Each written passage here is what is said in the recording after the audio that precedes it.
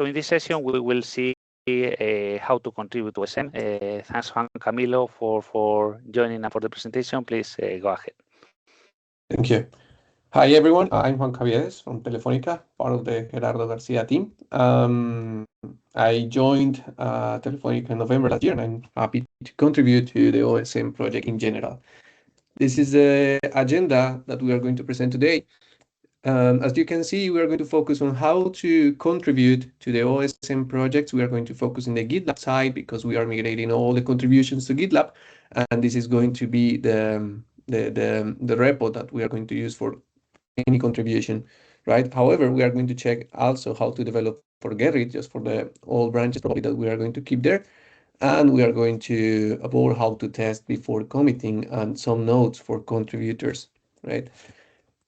Let's focus on this get an AOL account, an individual contributor account. You have three options in this case. If you are contributing on behalf of your company and your company already belongs to, or your company already joined to OSM, you can create or you should log in with this ETSI online account in the options of the portal, right? You can go with your credentials, and that's going to be enough to open the different projects, that are in the OSM repositories.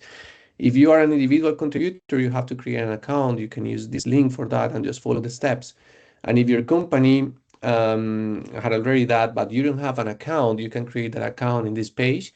You are going to receive a couple of emails with the steps that you have to follow just to access the ETSI portal, and also the different platforms that you have to open repositories we have. And yeah, it's just basically just follow the steps after you receive that email. And if your company is not yet an OSM member or participant, you can check how the company can join OSM in this link. After that, you will have an account that we are going to call for the rest of the presentation as an EOL account. And if you have any trouble, you can always contact the OSM support for any help, right? After you have your account, you can develop to the different projects. So let's focus on how to develop for GitLab. In this case, you can, we are going to focus on 4 different points: prepare your environment, clone the projects, make a change, and open a merge request, and monitor how the tests are going for that change in particular. If we take a look in GitLab, we need, and in this case, as the same as in Gerrit, we need a SSH key for configuration for that. So you can create, or you have to create an SSH key in your local. You can follow using this command. Normally all Windows, Linux, and Mac OS operative systems already have this command there. And you can just, maybe the path change between Mac OS or Linux and Windows, but you can copy that RSA key public, and you can follow these steps in the GitLab user interface to copy and paste that public key and add that key. That's going to allow you to clone and contribute to the repositories in your EOL account, right? Just follow these steps, and after that, that's enough to clone and to contribute, or to create branches and contribute to the project. We are going to see how to do that. In GitLab, we have a particularity that we have to create also a GPG key configuration, because it's mandatory that all the commits in GitLab have to be signed, right? So you as a contributor need a GPG key, and with this GPG key, when you do the commit, Git is going to sign that commit using that GPG key that also you load previously to GitLab. The steps for doing that is go to the GPG organization and download the latest stable version, depending on your operative system. If you are in Windows, you can download the X file. If you are in Linux, you can just download the latest stable binary and just copy and paste that to any of your path.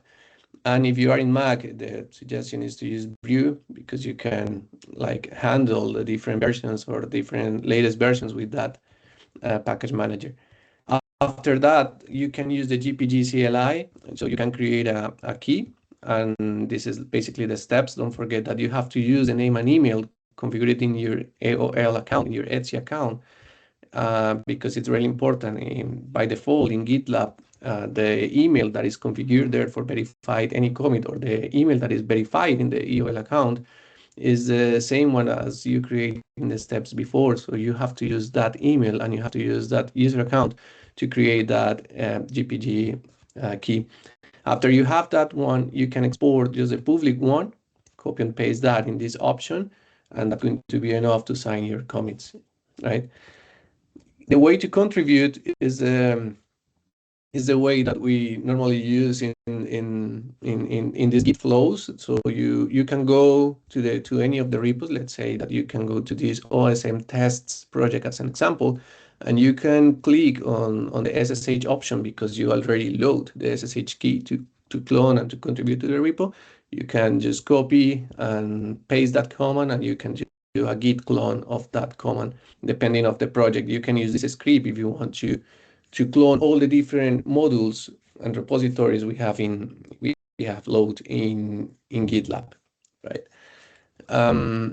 This is all that you need to know about how to develop GitLab. How to clone the projects from GitLab. But a very important thing to keep in mind is how we can, or what is the methodology we are using to contribute to the projects we have. So we are following just a Git flow methodology in which we maintain like the master branch as the principal protected branch, and additional protected branches for the different versions that we have that support, that long-term support. So in that case, you can choose like the latest commit that you have on master, create a new branch, let's say a feature branch, a fix branch, a test branch, and you can make the contribution there in your local. I'm going to show you how you can test that local, and how you can test on the Jenkins remote pipeline those changes that you are making there. And after that, you can contribute those features, fixes, or any branch that you have to the main branch, to the master branch, right? The same thing is for the other branches. If you see something, or if we patch some of the versions with a hot fix, or with some fix that we found, we are going to keep always the master branch as the main one, and we are going to patch the different versions that we have, or the different branches we have with that fix, and we are going to create a new tag depending on the fix that we made. Right, this is like the Git cloud that we are following for the different protected branches we have on the repos. And the way to contribute is like the same as the Git cloud methodology suggests. You can go to the project, you can check out the master branch, that is the default branch and the main branch that we have. Just pull the latest change, just to fetch like the latest things on the remote repo. Check out for a new branch, create a new branch on your local. Add all the contributions you want, add those changes to the stage in your Git local, commit that one. Very important to sign the commit, because if you don't sign the commit, the push is going to be rejected, right? After signing your commit, don't forget to use the GPG passphrase that you created in the steps before, and you are going to be able to push that branch. In that case, you are going to push like the remote branch, and that branch, or if you want to contribute that change that you have in that branch, it's always be a merge request in GitLab. You always have to create a merge request, and as a tip, you can follow probably conventional commits to name the branches or the commit message. That's like the way that we are using to contribute to OSM, and that's a way that we suggest to use to contribute if we are using GitLab. Before pass to Gerrit, do you have any question at this point?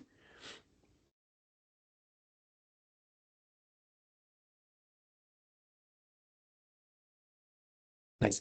So when you open a merge request, and this is something that we are going to stop at the end of this presentation, just to show you in the real time how you can test this. When you open a merge request, we already have some jobs configured on Jenkins that are going to scan for any merge request that you open on the module repository, and is going to create a job. That job is going to execute like the new pipeline steps. We have a second session for that, just to show you what the steps are. and it's going to execute that in a remote in the Jenkins agents, right? So I'm going to show you this deeply in a different presentation, but just to know to let you know that once you open a merge request, a remote job is going to exist and is going to show us if the contribution or the changes that you are making is not breaking anything in the module or in the functionality of OSM in general. Okay, so this is very important to keep in mind that all the tests and all the things regarding with this execution should pass before merge the request, and that's a very important criteria to us to know if a merge request is held or is good to merge before anything, right? As I told you, we are going to focus on this Jenkins pipeline in a different presentation, right? And this is how to develop for Gerrit, and this is something that we are going to keep probably for the old branches like the B14 or B16 that we are going to keep the long-term support on that ones. For this Gerrit configuration, we have more steps than in GitLab, but at the end, we are going to do something similar, right? We also have to create an SSH key with the same steps. You can use the SSH keygen tool to create that public and private key on your local. And you have to add that that SSH key to Gerrit. You can follow these steps. You go to the URL of Gerrit. You can sign with the ETSI account, and under your profile, you have to go to settings, like in this graph here. You can just log in, put the credentials, go to settings, and go to SSH public keys and copy and paste that public key there.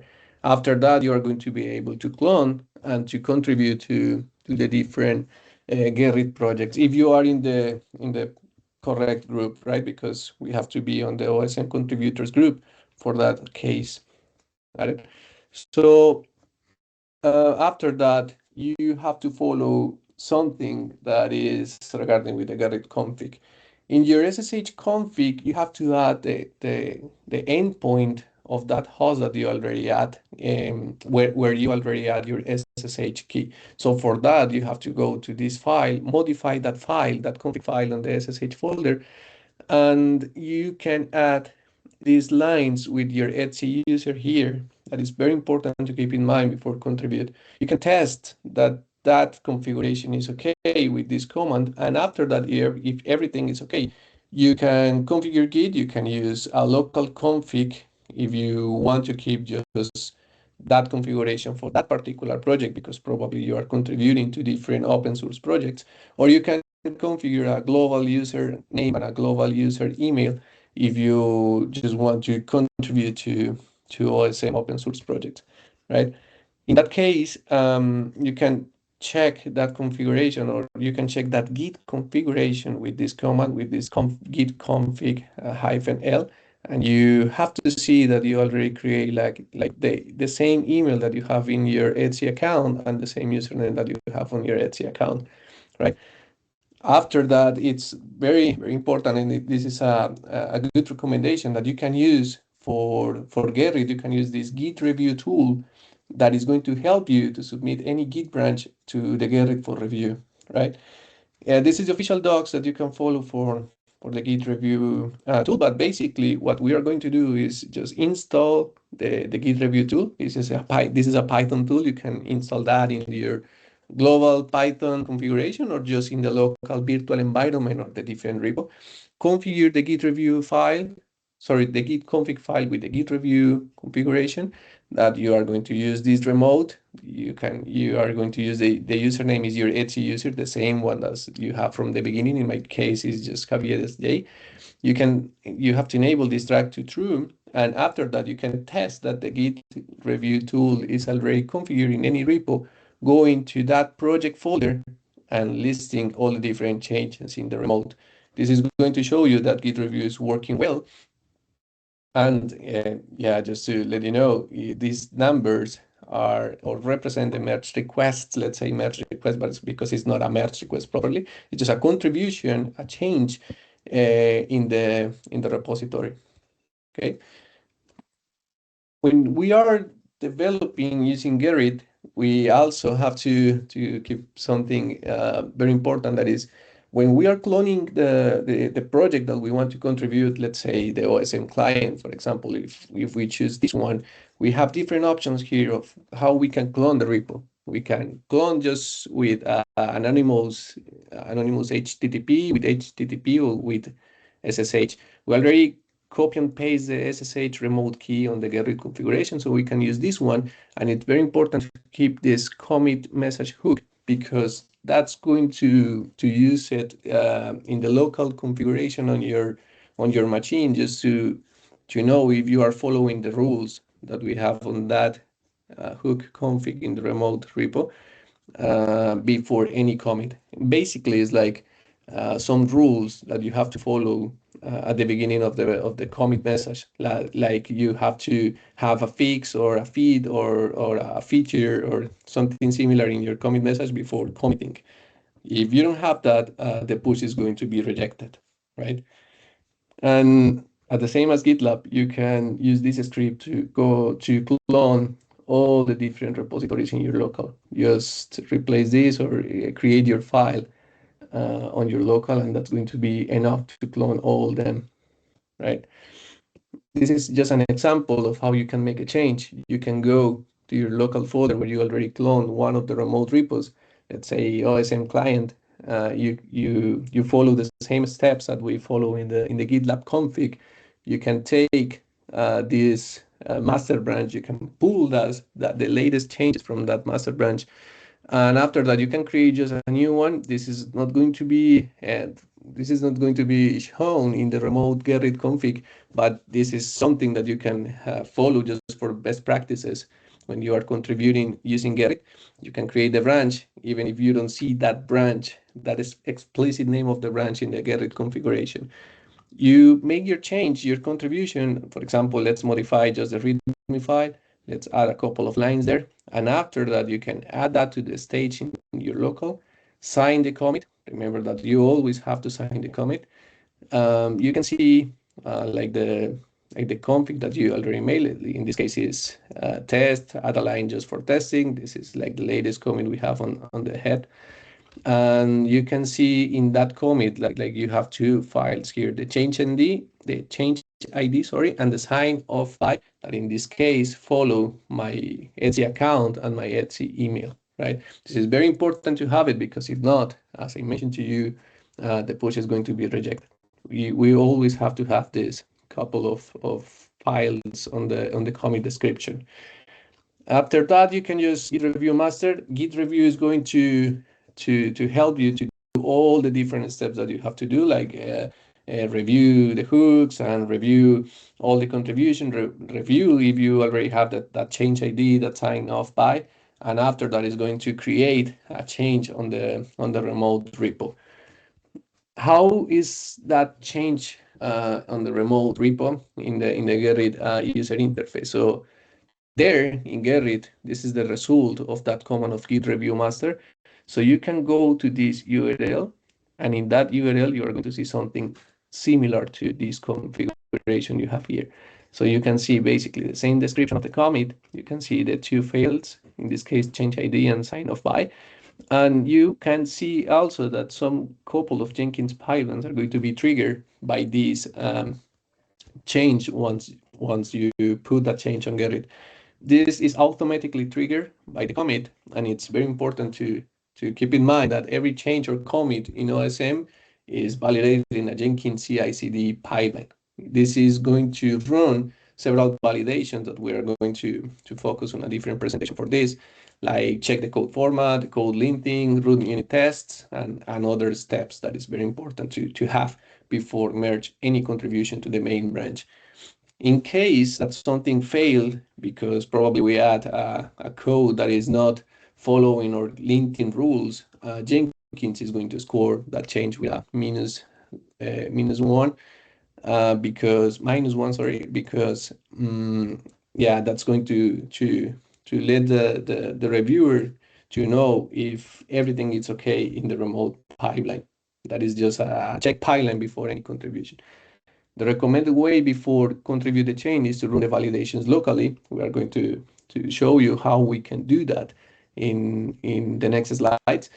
And after that, you can be 100% sure that if in your local is working well, in Jenkins is going to work well, except for the complex changes that have to execute some robot tests, that is functional tests, to check that everything is working properly, right? As I told you, this couple of pipelines looks like this. We have a new pipeline, we have a presentation for that, and a traditional pipeline execution when you are making the contribution.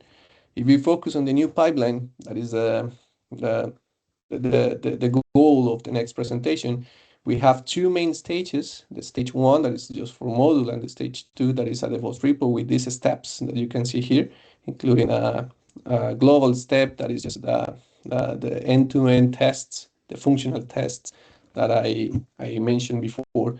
You can check that on the Jenkins user interface, how the event was triggered by Gerrit, and how you can check how the actual change this commit.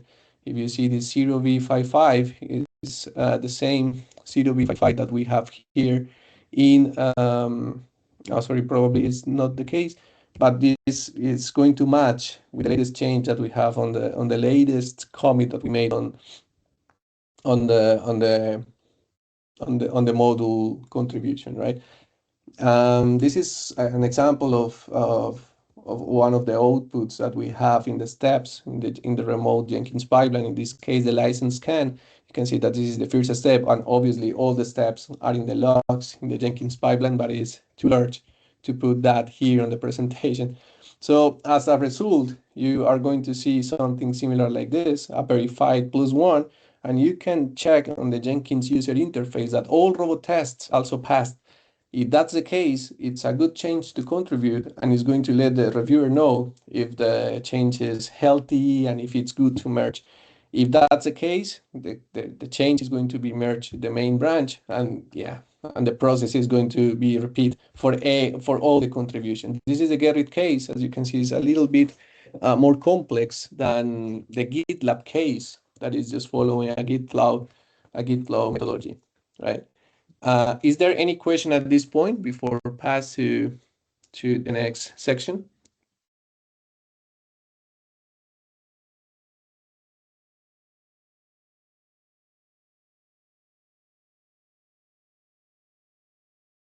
Perfect. So let's go to how to test your commits before committing, right? How to test those changes before committing. So in all the modules, we have different scripts already built to test all the things that is already tested also on the Jenkins pipeline. For example, in the modules actually or currently they are building using Python 3.10. This is going to change in the future to newest version of Python. But at the moment you can install that Python in any environment, let's say Windows, Linux, or Mac OS using the PM tool. This is very useful if you want to manage different Python versions on your PC or on your local machine. And with that, you can go to the folder that you clone for the repo. You can create a virtual environment. You can activate that virtual environment, and you can install all the dependencies there. The dependencies normally are the main dependencies, the dev dependencies, and some test dependencies. That's why you can see 3 requirements file in the pip install command. Obviously, you have to be familiar with Python for this case. And that when you have those dependencies installed, you can execute that script. This script is just basically to run the tox command on any of the projects. And what is going to happen is that you are going to execute the linting test, the unit test, and all the steps that we saw here, the linting unit, and obviously a changelog that is going to be built in this unit test part that is just a test in general. That's going to happen with this stage test script. And if you have complicated changes, it's strongly recommended to have like an already OSM installed, and you can run some with the patch that you have, and you can execute all the robot tests against that OSM with the patch or with the contribution that you want to join to the main branch before commit. That's a way that it's harder to have because you need more resources, and also you need to patch the OSM installation with all the contributions that you want to make. But it's a way that is going to let you know in your local, probably faster, that you already have all the changes in a good health state, and or in a good status. So after that, you are going to be sure that the tests are going to pass also in the Jenkins pipeline. You can check this documentation that is in the test repository, and with that you can just adjust your local environment depending of the contribution that you want to do. For example, if you want to contribute to some Kubernetes management in OSM, you can just test that part instead of test everything, right? And with that, you can check that everything is working well before commit any contribution. Some notes for the contributors. You can see some notes here. For example, you have to add, if you are adding a new file, you have to add an Apache license in the header of the file. This allows users to use the software for any purpose and to distribute it, to modify it, and to distribute modified versions of the software.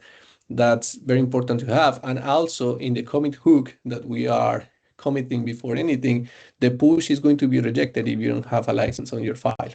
Okay, so this is something that is very important to keep in mind before add any new file. This is some additionals how-to. This is a developer guide. This is how to change and recontribute any of the changes that you have, how to push and review changes in the Git review, because it's probably is not a tool that everyone knows if you are following a traditional Git flow methodology in different platforms from Gerrit like GitHub or GitLab. And this is how to run with robot tests, right? This is like the additionals how-tos.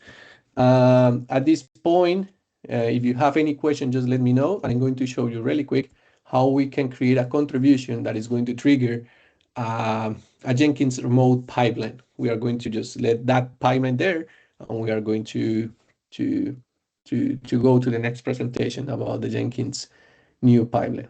Do you have any question at this point?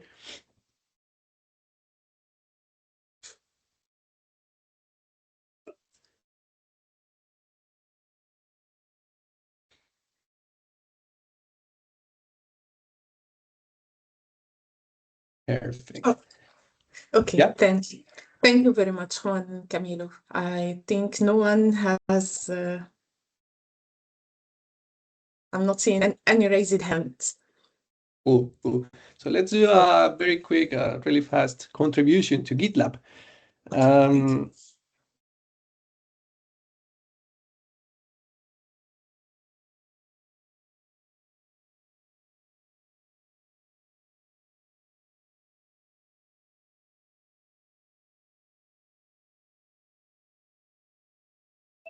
Sorry, after change screen, I don't know why I get mute.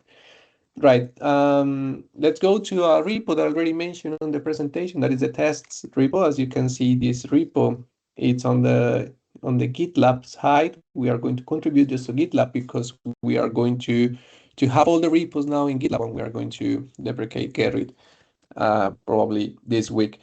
So in the master branch, we already are in the latest change of the master branch, and let's add some change. So for that, let's create a new branch. For example, let me update the README file, right? So let me just create a docs. This is like a conventional way to call your branches. So let's create a branch with the name docs, update README instructions. Let's go to the README file and let's change, for example, that we are going to stop using this Docker file and that we are going to create a new container using this Docker file production file. This is just an example to have here, right? I already saved the file, so if I check the Git status, you can see that the modified file is here. We are going to add that README file to the stage of Git. If I check again the status, you can see that this is add in the staged part of your local on your local repo. Let's contribute that. Remember to sign the commit. If you don't sign the commit, the remote is going to reject your commit.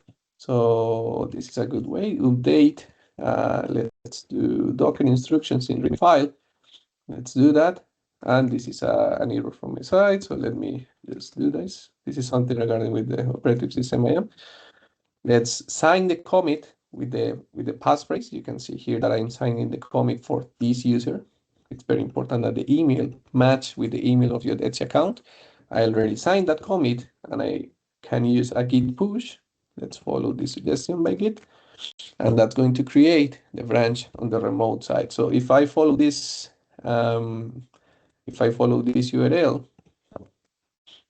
open this URL here, oh, sorry, it's opening a different screen.